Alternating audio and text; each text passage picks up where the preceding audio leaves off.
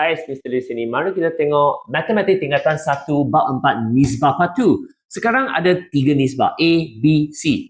Tapi dia pisahkan AB dengan BC, nak gabung balik menjadi ABC. Macam mana nak cari ABC? Langkah pertama dia nak cari ABC. Tulis dulu A, B, C. Lepas tu, kopi yang pertama, A kepada B ialah 3 kepada 5. 3 kepada 5. Lepas tu, B kepada C ialah 2 kepada 7. So, B kepada C ialah 2 kepada 7.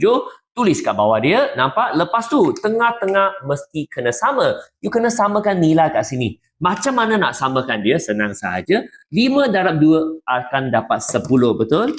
5 darab 2, sini mesti adalah 10. So, macam mana nak dapat 10? So, nak dapat 10, sini kena darab 2. Jika sini darab 2, sini pun darab 2. So, sini nak jadi 10, sini kena darab 5. Kalau sini darab 5, sini pun kena darab 5. So, oleh itu, jawapan dia ialah 7 darab 5, 35. 3 darab 2, 6. Siap, itu jawapan dia. A, B, C.